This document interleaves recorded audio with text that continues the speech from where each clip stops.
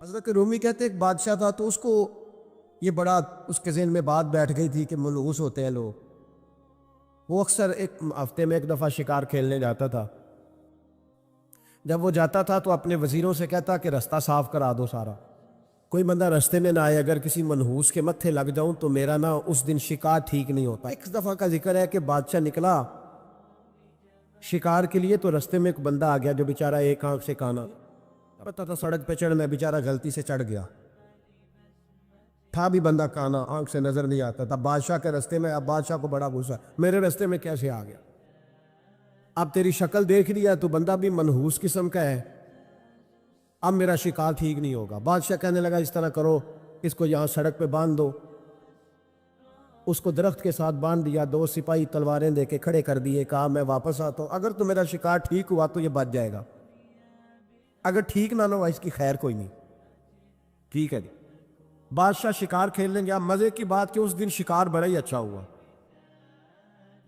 وہ کہتا ہے زندگی میں کبھی اتنا شکار نہیں مارا جتنا آج مارا, بڑا زبردست رزلٹ اس دن نکلا. بادشاہ وہ جانور سارے باندھے, گھوڑوں پہ سوار کیے اور لے کے واپس آ رہا تھا. تو اب وہ بندہ بیچارہ صبح سے بھوکا پیاسا بندہ ہوا ہے, بچوں کی روزی کمانے نکلا, بادشاہ کے قابو آ گیا. وہ بندہ ہوا ہے, زبان باہر پیاس سے نکلی ہوئی ہے, بھوک ہے, تکلیف ہے, آزمائش ہے. کچھ لوگ تو ایسے ہوتے ہیں جو نا ظلم سہتے ہیں تو کہتے ہیں بس جان چھوٹ جائے, ہم کسی کو بتائیں گے نہیں. کچھ ایسے ہوتے ہیں جو کہتے ہیں ہم ظالم کا گریبان پکڑیں گے. وہ منافق ہے, یہ ظلم سہ کے چپ رہے. تو وہ اب تنگ بڑا تھا لیکن بندہ جیدار قسم کا تھا. اور شیخ سعدی کہتے ہیں تنگ آمد با جنگ آمد, جب کوئی تنگ آتا ہے تو پھر وہ جنگ کرتا ہے. اس کا جنگ کا پروگرام بنا ہوا.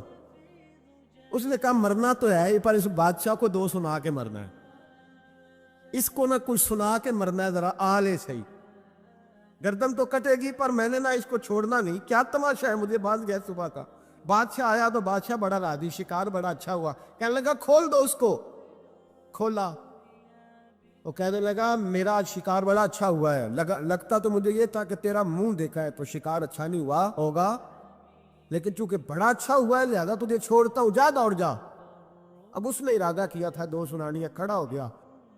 کہنے لگا بادشاہ تو نے تو سویرے میرا منہ دیکھا تھا, تیرا شکار تو بڑا اچھا ہوا ہے, پر میں نے سویرے تیرا منہ دیکھا تھا, میرا دن نہیں اچھا گزرا. میں بڑی تکلیف میں صبح سارا پانی ملا ہے, نہ کھانا ملا ہے, نہ روٹی ملی ہے.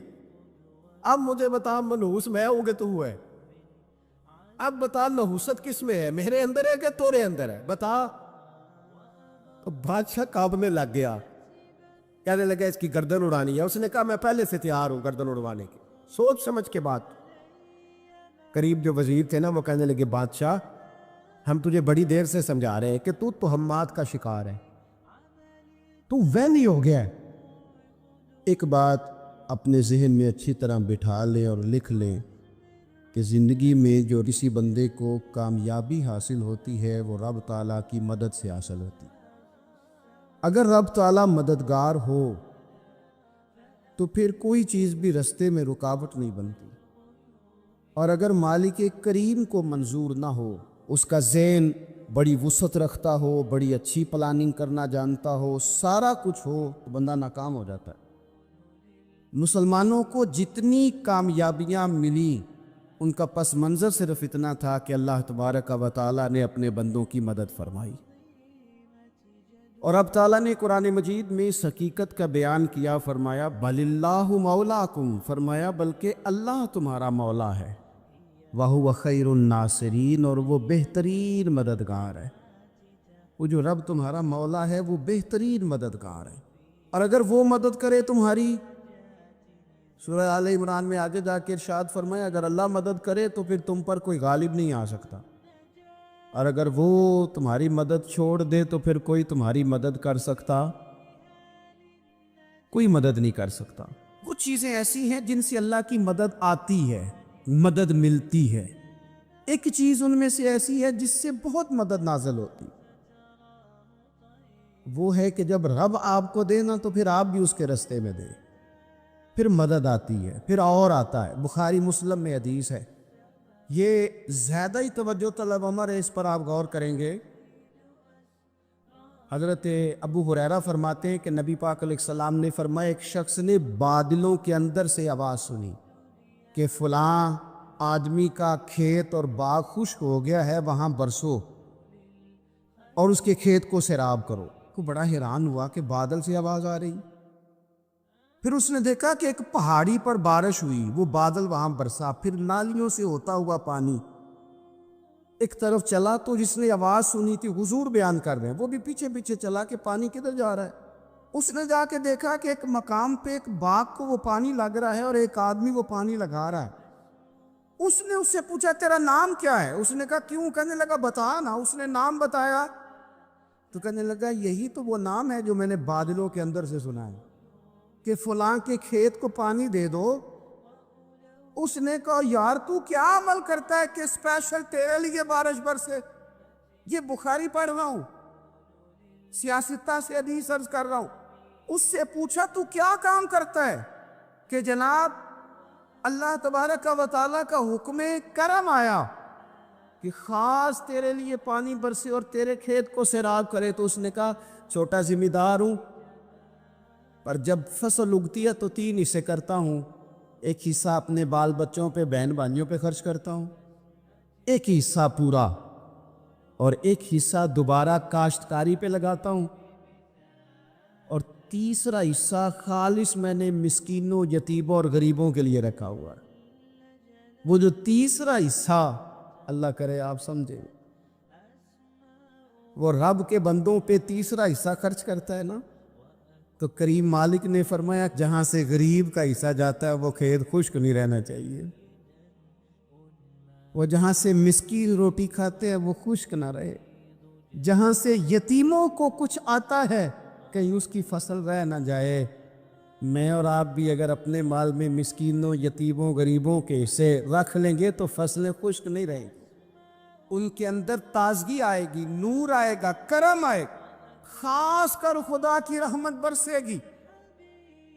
مدد اللہ سے چاہے، اپنی توجہات کا مرکز رب رسول کی ذات کو بنائے، پھر آپ محسوس کریں گے کہ بڑی جلدی اللہ تعالیٰ کی مدد آنے لگی ہے۔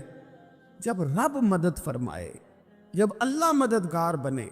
دوستوں سے ایک بات اکثر کرتا ہوں، میں کہتا ہوں کہ جتنے درد سے آپ امیر کو اپنی کہانی سناتے ہیں نا، اور جس طرح آپ کے آنسو بات کرنے سے پہلے گر جاتے ہیں کہ غریب ہیں، بچیاں ہیں، کاروبار نہیں، او میرے سنگیو، اس سے آدھے آنسو اپنے رب کی بارگاہ میں بکھیرو، اس کے حضور عرض گزار ہو جاؤ، اس سے طلب کرو۔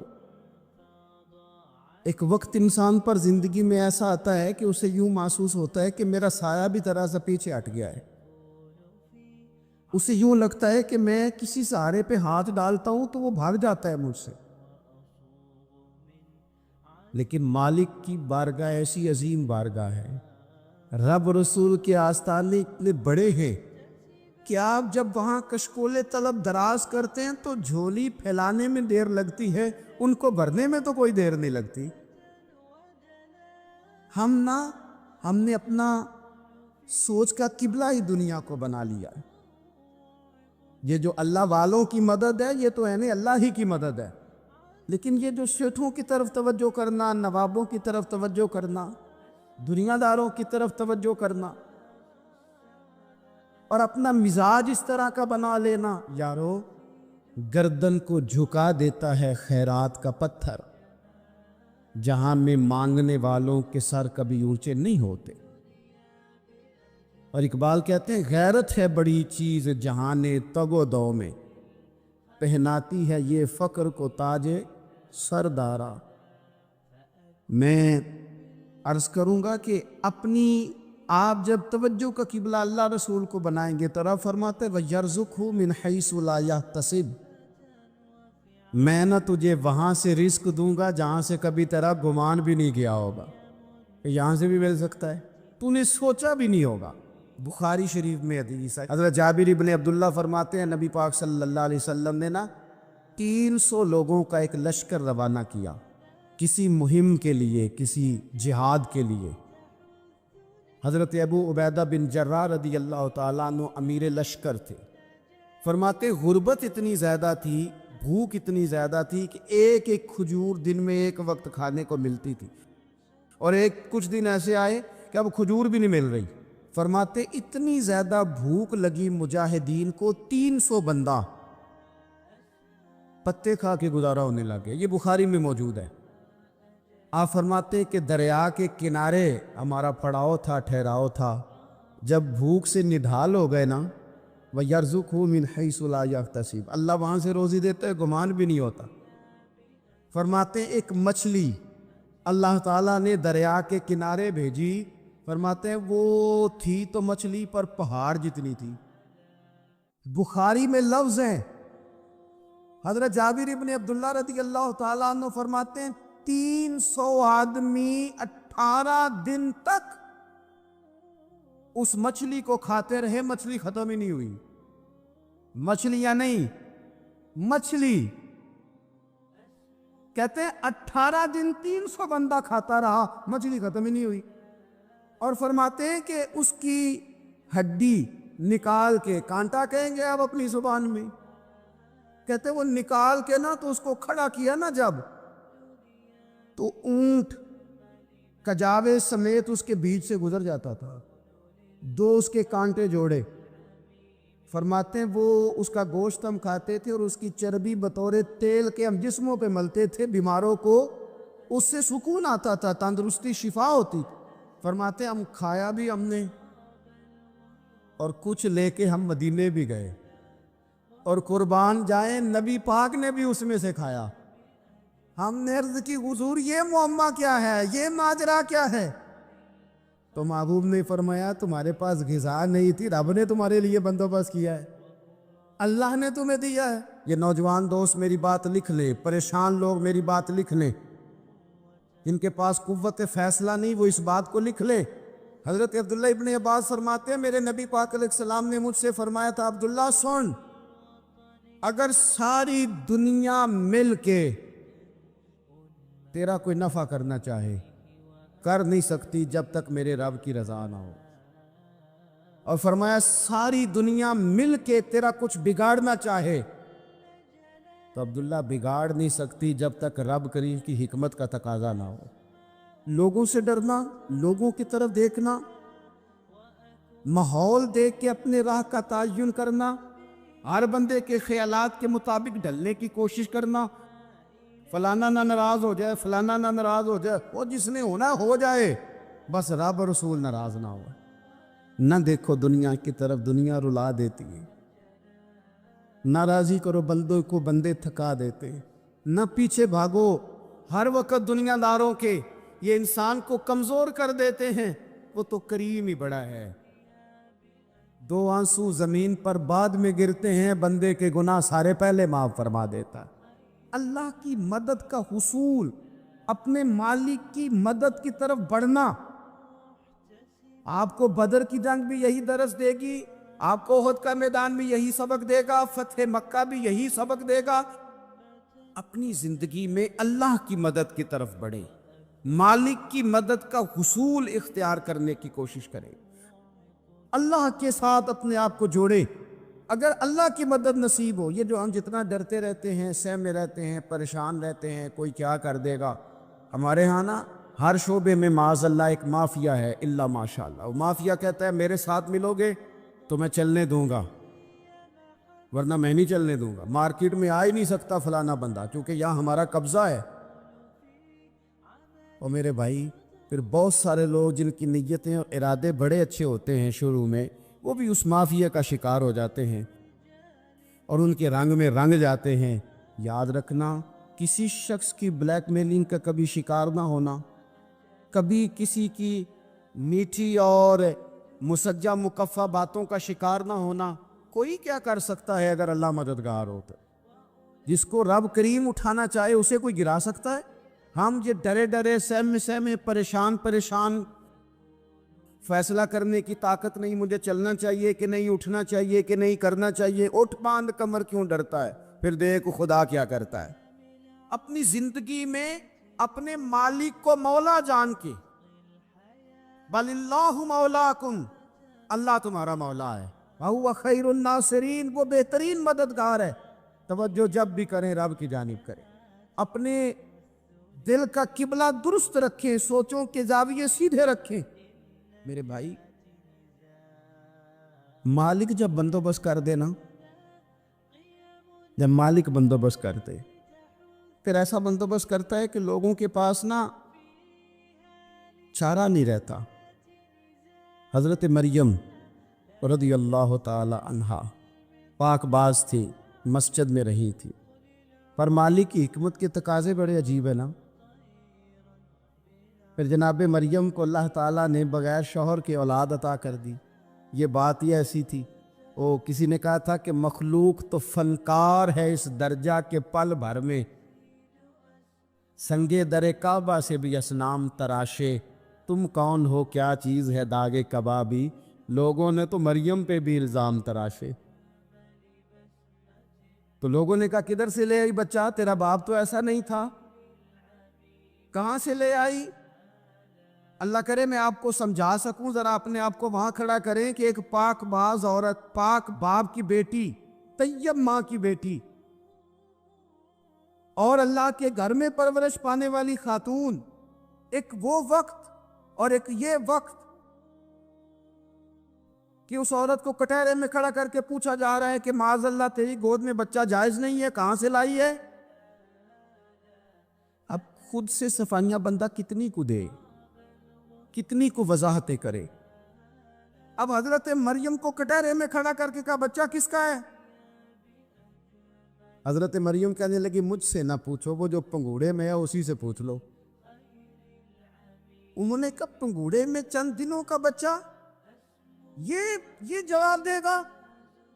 تو پنگوڑے میں لیٹے حضرت عیسیٰ بول کے کہنے لگے انی عبد اللہ آتانی الکتاب، فرمایا میں اللہ کا بندہ ہوں، رب نے مجھے کتاب عطا کر کے نبی بنا کے دنیا میں بھیجا ہے،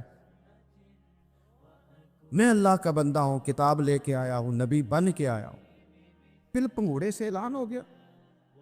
بندہ مومن کا مقام سب سے پہلے اسے خود پتا ہونا چاہیے کہ میرا توکل کتنا مضبوط ہے، اسے خود پتا ہونا چاہیے۔ مجھے نہیں پتا آپ میں سے فجر کس کس نے پڑھی ہے، مجھے تو اپنا پتا ہے، یہ ہمیں خود پتا ہونا چاہیے کہ ہمارا معیار کیا ہے نماز کے معاملے۔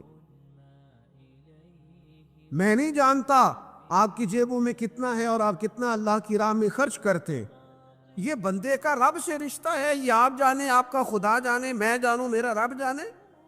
رب کہتا ہے پہلے اپنے دل سے پوچھ، یہ ادھر ادھر کی باتوں سے تو ڈرتا ہے، یہ رب سے کتنا ڈرتا ہے؟ پتہ ہے نبی پاک علیہ السلام کے صحابہ کا سٹیٹس کیا تھا، معیار کیا تھا رب سے ڈرنے کا؟ دو چیزیں ایمان کو مضبوط کرتی ہیں، ایک رب سے ڈرنا، ایک اس کی رحمت کی امید رکھنا۔ اللہ تعالیٰ کی رحمت کی امید بھی رج کے رکھنی ہے،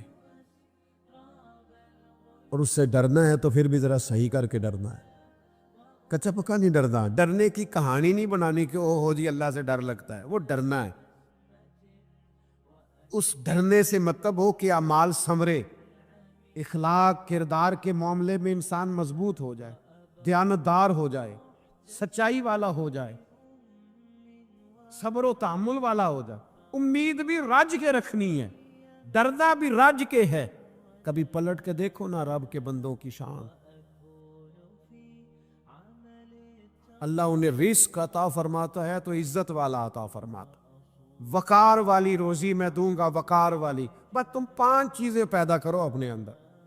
ایک تو یہ دیکھو جب رب کی یاد ہوتی ہے تو دل ڈرتا ہے کہ نہیں، قرآن پڑھا جاتا ہے تو ایمان مضبوط ہوتا ہے کہ نہیں، تمہارا رب پر بھروسہ کتنا ہے، اعتماد خالق کتنا ہے، یہ اپنے اندر پیدا کرو۔ اور فرمایا نماز قائم کرو، اللہ کے راستے میں خرچ کرو۔ تم یہ 5 چیزیں پیدا کرو، رب کہتا ہے مومن بھی تم پکے ہو، درجے بھی بڑے دوں گا، جو خطائیں غلطی سے ہو گئی وہ معاف بھی کر دوں گا،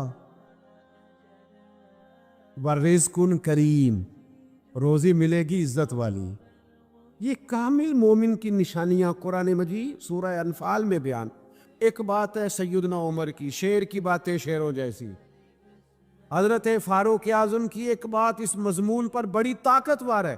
حضرت عمر فرمایا کرتے تھے مجھے اپنے رب کی رحمت سے امید اتنی ہے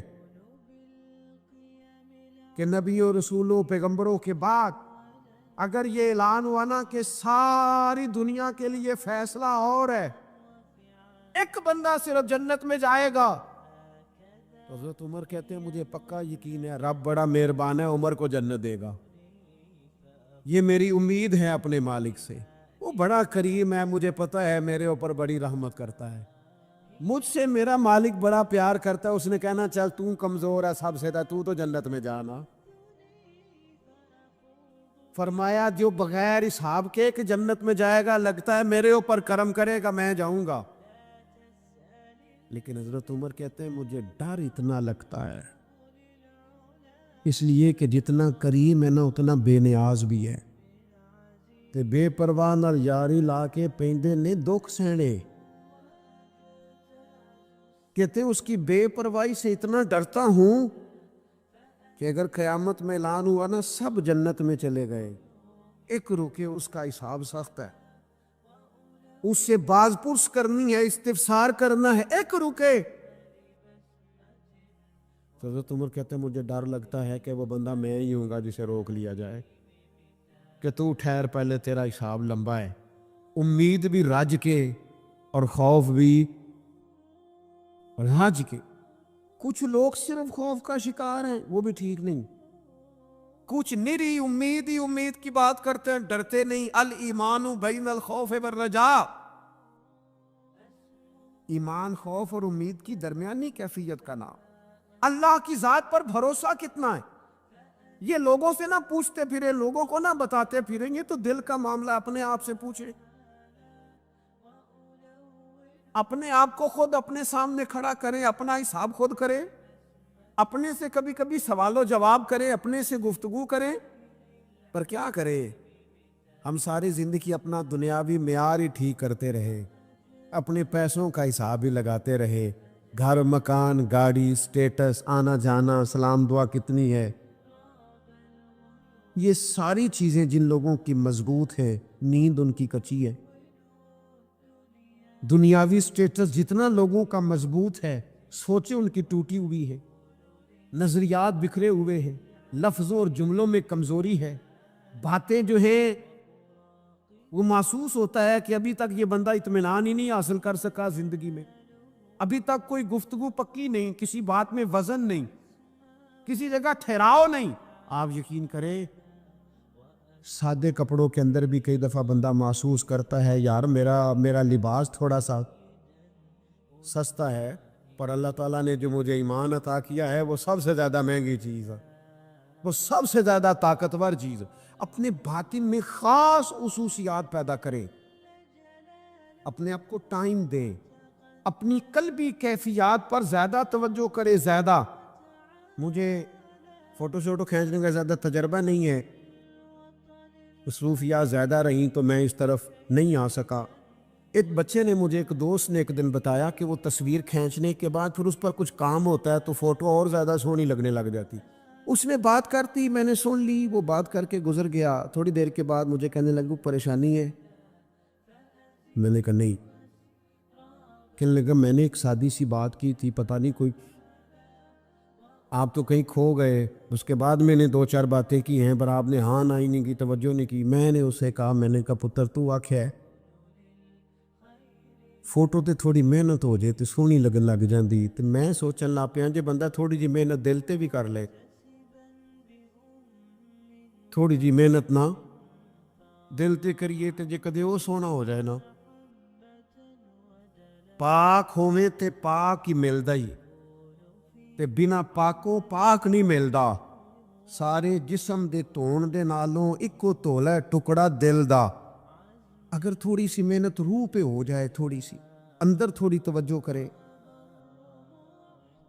وہ اگر تھوڑا چمکدار ہو جائے نا، کچھ غلاظتیں، کچھ نفرتیں، کچھ قدورتیں، کچھ عداوتیں، کچھ تکبر، کچھ حسد، کچھ بددیانتیاں، کچھ یہ چیزیں تھوڑی نکل جائیں، آپ یقین کریں بڑا چمکدار ہو جائے دل.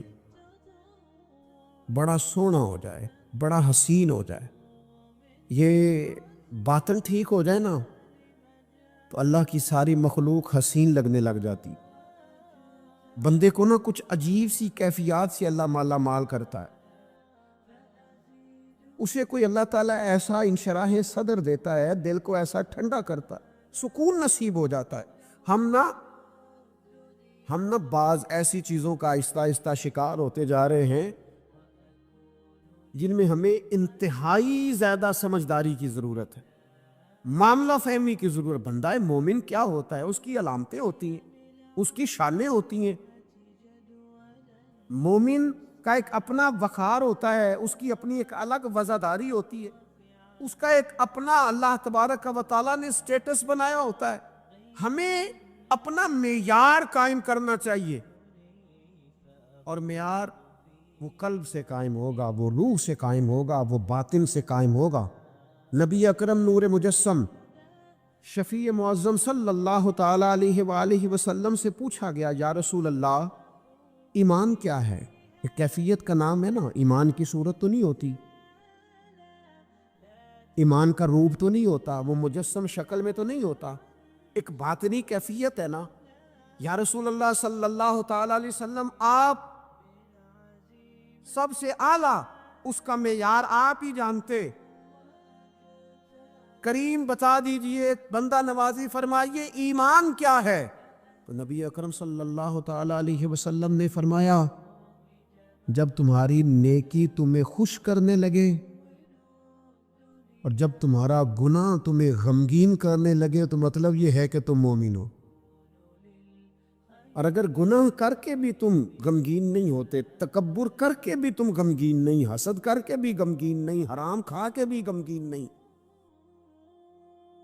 لوگوں کا دل توڑ کے بھی غمگین نہیں، کسی کے حق پہ قبضہ کر کے بھی تمہیں غم کوئی نہیں، بہت سارے لوگوں کو بیوقوف سمجھ کر، نادان سمجھ کر، احمق کہہ کر، جاہل کہہ کر، عزتیں اتار کر بھی تم غمگین نہیں ہوتے، اس کا مطلب ہے تم نے معیار ایمان کو نہیں پایا.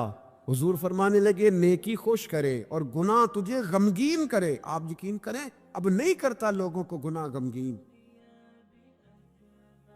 لوگ کسی بندے کا دل توڑ کے، اس کی عزت اتار کے، اسے پریشان کر کے، جھڑک کے کہتے ہیں آیا تھا بندہ سنائیا میں نے 4،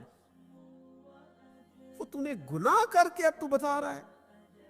کسی کو ڈانٹ ڈپٹ کے دل توڑ کے کہانیاں سنا رہا ہے، چلاکیاں کر کے اور تیزیاں دکھا کے.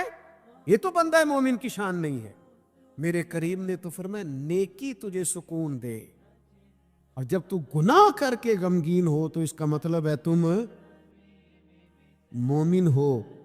تو فوراً عرض کی یا رسول اللہ پھر بتا دے گناہ کیا ہوتا ہے؟ تو حضور فرمانے لگے جو چیز تیرے دل میں کھٹکے وہی تو گناہ ہے. وہ جو چبھ رہی ہے نا، مومن کے دل میں غلطی چبھتی ہے، کھٹکتی ہے، اسے پریشان کرتی ہے یہ غلطی، اگر وہ چبھتی ہے تو پھر اس کا مطلب ہے وہ گناہ ہے. آج کل نا لوگوں نے گناہ کو گناہ سمجھنا چھوڑ دیا. کسی نے کہا تھا جنوں کا نام خرد رکھ دیا، خرد کا جنوں. جو چاہے آپ کا حسن کرشمہ ساز کرے، آپ جو چاہیں نام رکھیں، جو آپ کی طبیعت آئے آپ وہ کام کریں، آپ اپنی مرضی سے نیکی اور بدی کا معیار قائم کر لیں، یہ ٹھیک نہیں ہے. اللہ کے رسول صلی اللہ تعالیٰ علیہ وسلم نے جو آئینہ ایک بندہ مومن کے لیے بنایا ہے، اس آئینے کو ہمیشہ برقرار رکھا جائے، اپنے اندر وہ علامات تلاش کی جائیں جو ایمان کے بعد مومن کے اندر تبدیلیاں آتی ہے، قلبی طور پر، روحانی طور پر اور اخلاقی طور پر. میں دیکھتا ہوں آج کل نا ہمارے ہاں سب سے زیادہ جس چیز کا فقدان ہے وہ محبت ہے. ہمارے لہجے، ہمارا انداز، ہمارا طریقہ، ہمارا اٹھنا بیٹھنا، اس کے اندر نا محبت نہیں. ہم نا لہجے الفت والے نہیں، مزاج محبت والا. کسی جگہ یار کوئی چلو پنجابی بندے ہیں، ایک دیسی گل تو انہوں سنانے میں مزہ آئے گا. وہ ایک جگہ نا کہیں ہم بیٹھے تھے ایک دفعہ، تو کسی شخص نے کسی سے کوئی لینی دینی تھی چیز، تو اس نے بات کی تو آپ کو پتہ ہے وہ ریٹ لینے والا بہت زیادہ مانگ لیتا ہے اور دینے والا کوشش کرتا ہے صفر سے شروع کروں، نیچے سے ریٹ دیتا ہے. اس نے کوئی بات کی، ریٹ تھوڑا بتایا تو سامنے والا ناراض ہو گیا، کہنے لگا تو کس طرح کا بندہ ہے، کنج دی گل کی تھی. اب یہ جو ریٹ لگانے والا تھا اس نے بڑا حسین بات کی، وہ بندہ جواب میں بڑے غصے میں آ گیا، اس نے تلخ لبو لہجہ، لگتا تھا تھوڑی دیر کے بعد اٹھ پڑے گا، گریبان تامے گا. تو ہنس کے کہنے لگا یار وہ لینا دینا تے مقدرہ آندا ہے، گل تے پیار نال کر.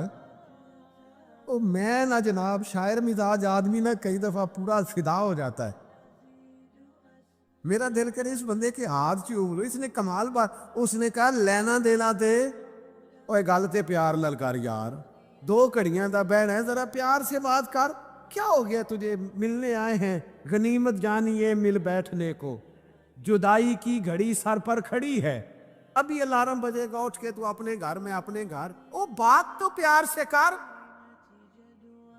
او بول تو محبت کے ساتھ، سودا دینا بیچنا لینا الگ بات. او تو بولا تو ٹھیک کر، تیرا لہجہ تو ٹھیک ہو، تیری گفتگو تو ٹھیک ہو. لو سنو نا کیا کہا مدینے والے محبوب نے، کیا بات ہے میرے کریم رسول کی. حضور نے بات کھول کر بیان کر دی، مشکات میں موجود ہے. حضور فرمانے لگے اللہ کو ماننے والا، میرا کلمہ پڑھنے والا، فرمایا جو مومن ہوتا ہے نا، مومن ہوتا ہی الفت والا ہے، مومن ہوتا ہی محبت والا ہے. مومن اور محبت یہ لازم و ملزوم ہے. مومن اور محبت یہ ایک چیز کے 2 نام ہیں. حضور فرمانے لگے، مشکات میں حدیث ہے، فرمایا مومن ہوتا ہی محبت والا ہے، فرمایا اس بندے میں کوئی خیر ہی نہیں، نہ کسی سے پیار کرے نہ کوئی اس سے پیار کرے. جو نہ پیار کرے نہ اس سے پیار کیا جائے اس میں خیر ہے ہی کوئی نہیں.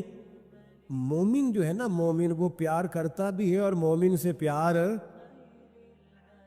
کیا بھی جاتا ہے. اپنی زندگی کو تلخی، مومن کی شان نہیں تلخ تلخ رہنا، ناراض ناراض رہنا، بے چین سا رہنا، ہر وقت شکوے کرنے، ناراض ناراض وقت گزارنا، ہر وقت کوئی نہ کوئی اعتراض کا دروازہ کھول کے رکھنا، ہر وقت کوئی نیا شکوہ، کوئی نئی بات کھول کے رکھنا. اس سے نکل آؤ یار. پیار جو ہوتا ہے نا وہ دنیا کو سنوار دیتا ہے. محبت جو ہوتی ہے نا اس کے اندر بڑا مزہ ہوتا ہے، اس میں بڑا کیف ہوتا ہے.